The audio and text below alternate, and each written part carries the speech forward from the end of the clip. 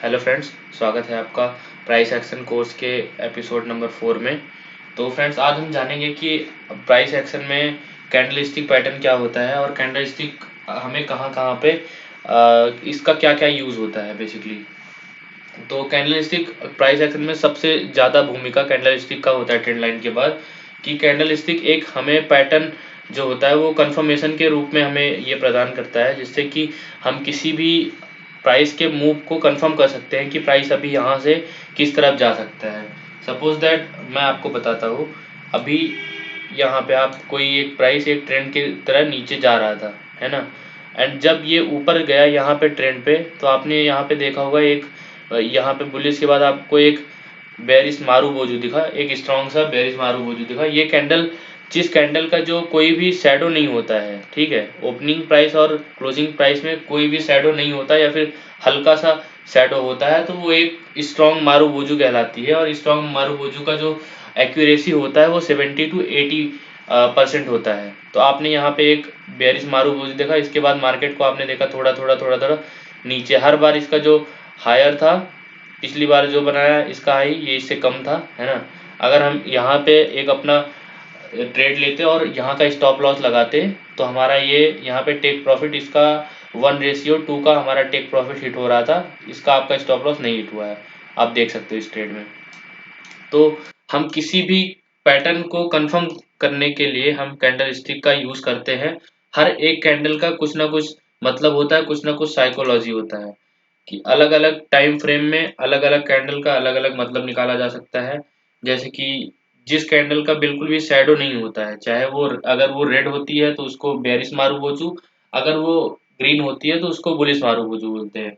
चलिए मैं आपको कुछ इसके एग्जांपल्स दे देता हूँ, जो कि मैं आपको इस पीडीएफ में आपको एक प्रेजेंटेशन के थ्रू दिखा रहा हूँ कि कौन कौन से कैंडलस्टिक क्या क्या चीज को दर्शाते हैं, किस साइकोलॉजी को दर्शाते हैं। मैं आपको इस वीडियो में 3-4 कैंडलस्टिक के बारे में बताऊंगा, बाकी आपको मैं इसमें एक पीडीएफ के थ्रू सारी चीजें दे दूंगा डिस्क्रिप्शन में, आप यहाँ से बाकी चीजें देख पाओगे। तो चलिए शुरू करते हैं हम लोग कि कैंडलस्टिक को कैसे। कैंडलस्टिक देखिए, ये होता है कैंडल, ये है एक, आप जो व्हाइट में देख रहे हो ये एक बुलिश कैंडल है, ये एक बेरिश कैंडल है। बुलिश कैंडल का हाई जो है यहाँ पे, जहाँ से शुरू होता है बुलिश कैंडल नीचे की तरफ से, वहां पे उसका ओपनिंग प्राइस होता है। जहाँ पे ये शैडो नहीं है, यहाँ से इसका ओपनिंग प्राइस है और ये इसका क्लोजिंग प्राइस है। और ये जो आपको इसका छोटा सा शैडो दिख रहा होगा, लोअर शैडो और अपर शैडो, ये मार्केट का रिजेक्शन है, कि मार्केट प्राइस यहाँ तक गई बट मार्केट ने रिजेक्ट कर दिया, और जो बायर्स थे वो उसको यहाँ तक क्लोज करने में नाकाम रहे और उन्होंने इसको यहाँ तक क्लोज कर पाए। उनके अंदर इतनी ताकत थी कि इसको यहाँ तक वो क्लोज कर पाए। तो चलिए हम आपको थोड़ा सा पैटर्न के बारे में बताते हैं, थोड़े से कैंडलस्टिक के बारे में बताते हैं। आप देखेंगे ये जो है एक व्हाइट कैंडलस्टिक और ब्लैक कैंडलस्टिक, ये बेसिकली आप बुलिश मारूबोजू और बेरिश मारूबोजू के नाम पे जानते होंगे। ये होता है डोजी। डोजी होता है कि जिसकी शैडो बहुत ज्यादा बड़ी होती है, जो और वो जो व्यू होती है वो बहुत छोटी सी होती है। ये है लॉन्ग लेग डोजी की, मतलब कि इसका जो शैडो है वो कम से कम जो विग है उसका 3 से 4 गुना बड़ा होता है। और एक होता है लॉन्ग लोअर शैडो, जिसका क्लोजिंग है, क्लोजिंग आपको बुलिश में दिखेगा, बट इसका जो शैडो होगा नीचे की तरफ वो काफी ज्यादा बड़ा होगा। आप ये फिर ड्रैगन फ्लाई देख सकते हो और ग्रेवस्टोन जो डोजी देख सकते हैं। ड्रैगन फ्लाई डोजी अभी मैं आपको चार्ट में समझाऊंगा क्या होता है। तो अभी आप इन सारे कैंडल स्टिक को याद कर लीजिए कि हैमर क्या होता है, इन्वर्टेड हैमर क्या होता है, स्पिनिंग टॉप क्या होता है, स्पिनिंग टॉप ब्लैक क्या होता है। तो चलिए मैं आपको एक डोजी के उस पे बताता हूँ कि डोजी कब आता है। डोजी हमें जब भी देखने को मिलता है, तो मतलब आप मार्केट में थोड़ा सा जब डाउन ट्रेंड के बाद आपको ये देखने को मिलता है, ठीक है, डोजी। तो आप एक ये चीज समझ सकते हो कि अभी हमको नीचे की तरफ से अगर डोजी दिख रहा है, डाउन ट्रेंड के बाद, एक काफी अच्छे डाउन ट्रेंड के बाद अगर डोजी दिख रहा है, तो आप मार्केट यहाँ से रिवर्स हो सकता है। ये एक रिवर्सल का साइन होता है डोजी। आप यहाँ पे देखेंगे, ठीक है, मार्केट यहाँ से नीचे आ रहा था, नीचे आ रहा था, यहाँ पे एक डोजी देखने को मिला। उसके बाद प्राइस यहाँ से अप गया, फिर प्राइस ने हल्का सा पुल बैक लिया, फिर प्राइस यहाँ से ऊपर की तरफ मूव हो गया, ठीक है। तो ये डोजी हमेशा जब भी बनता है डोजी, तो डोजी एक बड़े से डाउन ट्रेंड के बाद ही बनता है। अगर ये डाउन ट्रेंड के बाद बने तो ही आपको इस पे ट्रेड लेना है, अदरवाइज आपको ट्रेड छोड़ देना है। या फिर आपको कहीं पे भी, अगर आप जैसे ये चीज चल रही है, ठीक है, आपने कोई ट्रेंड लाइन बनाया, आपने चैनल ड्रॉ किया और आपको डाउन ट्रेंड के बाद जहाँ पे आपका सपोर्ट है चैनल का, वहां पे ये डोजी दिख जाता है, तो आप वहां से एक बाई का ट्रेड ले सकते हैं। ठीक है, चलिए हमारा नेक्स्ट बताते हैं हम, लॉन्ग लेग डोजी क्या होता है। लॉन्ग लेग डोजी बेसिकली जिसका अपर शैडो लोअर शैडो से छोटा होता है, वो होता है लॉन्ग लेग डोजी। ठीक है, तो लॉन्ग लेग डोजी बेसिकली हमारे एक अप ट्रेंड में आता है। जब भी ये आता है तो प्राइस वहां से रिवर्सल होने के चांसेस बहुत ही ज्यादा होते हैं। जैसा कि आप देख सकते हो कि अगर कहीं पे भी आता है तो वहां से जो ट्रेंड होता है उसको वहां पे वीक हो सकता है, मतलब कि अगर कोई ऊपर की तरफ जा रहा है तो वो नीचे की तरफ मूव हो सकता है। ये एक ऐसा सिग्नल आप समझ सकते हैं। लेकिन डोजी का जो लॉन्ग लेग डोजी होता है, इसका जो एक्यूरेसी होता है वो 50% होता है, इससे ज्यादा नहीं होता है। तो लॉन्ग लेग डोजी को आप लोग इग्नोर भी कर सकते हो चाहो तो। ठीक है, चलिए हम ग्रेवस्टोन डोजी के बारे में आपको बताते हैं आज। ग्रेवस्टोन डोजी जो होता है, ये बेसिकली आपको एक अप ट्रेंड के बाद दिखता है, और अगर ये आपको देखने को मिलता है तो कई बार ये ट्रेंड का ही कंटिन्यूएशन हो सकता है। तो आप इस चीज को ध्यान में रखें। ग्रेवस्टोन डोजी भी कोई बहुत ही ज्यादा एक्यूरेट सिग्नल आपको नहीं प्रोवाइड करता है। ठीक है, चलिए हम आपको ड्रैगन फ्लाई डोजी के बारे में बताते हैं। ड्रैगन फ्लाई डोजी जो होता है, ये आप ये समझ सकते हैं कि जो हमेशा इसका जो शैडो होगा वो बहुत बड़ा सा होगा, और जो इसका व्यू होगा वो छोटा सा होगा एकदम टॉप पे। कभी भी अगर आपको ड्रैगन फ्लाई डोजी दिखता है एक डाउन ट्रेंड के बाद, तो ये एक इंडिकेटर है कि आप यहाँ से मार्केट जो है, ये एक तरीके से आप ये समझ सकते हो कि ओवरबॉट सिचुएशन को शो करता है। और अभी यहाँ से जो आगे जो है प्राइस वो रिवर्स हो सकता है, या फिर यहाँ पे ही प्राइस कंसोलिडेट कर सकता है।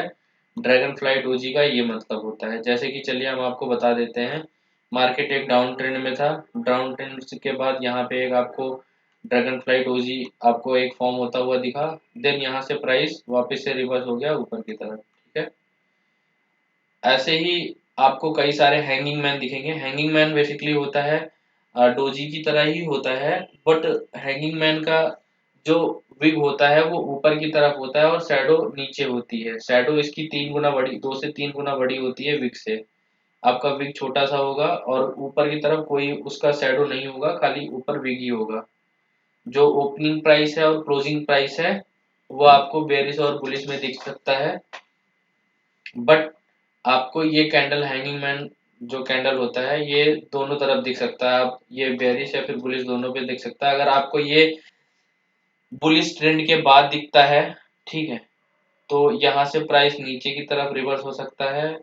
अगर ये आपको एक बेरिश ट्रेंड के बाद दिखता है तो प्राइस यहाँ से ऊपर की तरफ मूव कर सकता है। मतलब ये एक रिवर्सल पैटर्न है। अगर आपको ये ट्रेंड लाइन पे दिखे तो आप इसको जरूर ले सकते हो ट्रेड के तरह। और उसके अलावा हमें एक बुलिश इंगल्फिंग कैंडल के बारे में जानना होगा कि अगर एक रेड कैंडल के बाद एक वाइट कैंडल बड़ी सी बनती है जो उसके टोटल ओपनिंग प्राइस और क्लोजिंग प्राइस और शैडो को भी कवर कर ले अगले कैंडल में, तो हम उसको एक बुलिश इंगल्फिंग बोलते हैं। बुलिश इंगल्फिंग एक बहुत ही अच्छा पैटर्न है, रिवर्सल पैटर्न है। अगर आपको कहीं भी किसी भी पुल बैक के बाद बुलिश इंगल्फिंग देखने को मिलता है तो आप समझ सकते हो कि यहाँ से मार्केट आगे की तरफ बुलिश हो सकता है। ये सारे जो मैं भी आप पैटर्न बता रहा हूँ, ये सारे पैटर्न्स को आप अगर ट्रेंड लाइन के साथ में फॉलो करते हो या फिर और किसी अदर प्राइस एक्शन की स्ट्रेटेजी के साथ फॉलो करते हो तो इसकी एक्यूरेसी काफी अच्छी है। ठीक है, मैं आपको इसके अलावा बेयरिश इंगल्फिंग भी बता देता हूँ। बेयरिश इंगल्फिंग सेम ही है, जैसा कि आप बुलिश इंगल्फिंग के साथ देखते हो कि अगर यहाँ से एक डाउन ट्रेंड के बाद, सॉरी, एक अप ट्रेंड के बाद कोई बियरिश इंगल्फिंग बनता है कि मतलब एक छोटा सा हमें देखने को मिलेगा बुलिश, देन आपको एक बड़ा सा बेयरिश मिलेगा, तो ये हो जाएगा बेयरिश इंगल्फिंग। आप देखो यहाँ से मार्केट ऊपर की तरफ जा रहा था, यहाँ पे आपको बेयरिश इंगल्फिंग देखने को मिला, फिर मार्केट यहाँ से वापस रिवर्स हो गया नीचे की तरफ। ठीक है, अभी आप ये चीजें समझ सकते हैं। फिर मैं आपको बता देता हूँ एक नेक्स्ट पियर्सिंग पैटर्न। ठीक है, कि हमारा जो एक पहले कैंडल बनेगा, रेड कैंडल बनेगा, देन हमारा एक बुलिश कैंडल बनेगा ऊपर की तरफ, लेकिन जो बुलिश बनेगा वो पहले वाली रेड कैंडल से हल्का सा छोटा होगा। ये एक ये भी एक रिवर्सल पैटर्न है, बट आप इसको इग्नोर कर सकते हो क्योंकि इसकी एक्यूरेसी ज़्यादा नहीं है। फिर आपको मैं बाकी सारे चीज़ों के बारे में, आप अगर ये चीज़ जाननी है आपको तो मैं आपको एक वीडियो अपलोड कर दूंगा, आपको इसके बारे में सारी चीज़ें दिख जाएंगी। अगर मैं पूरा बताने बैठूंगा तो वीडियो काफ़ी लंबी हो जाएगी। ये कुछ ऐसे पैटर्न्स हैं जो कि आपको बहुत ही ज़्यादा हेल्प करेंगे ट्रेडिंग में। मैं इस पीडीएफ की जो एक कॉपी है उसमें वीडियो में अपलोड कर दूंगा, आप ये सारे पूरे कैंडलस्टिक को आप पढ़ लेना अच्छे से। ठीक है, मैंने आपको मेन मेन बता दिया है, bullish marubozu, bearish marubozu, inverted hammer, hammer, आपको ये सारे कैंडलस्टिक को याद रखना है। और अगर आपको प्राइस एक्शन में ट्रेड करना है तो ये एक बहुत ही अच्छा रिवर्सल पैटर्न हो सकता है, या फिर आपके लिए bullish reversal, bearish reversal, continuation के अलग अलग आपके कैंडल होते हैं। ठीक है, आप मेरी इस वीडियो को प्लीज़ लाइक करें और सब्सक्राइब करें। अगली वीडियो में मैं आपको और कुछ बताऊंगा प्राइस एक्शन के बारे में। Thank you so much for watching this, और मेरा चैनल प्लीज़ सब्सक्राइब करें। Thank you.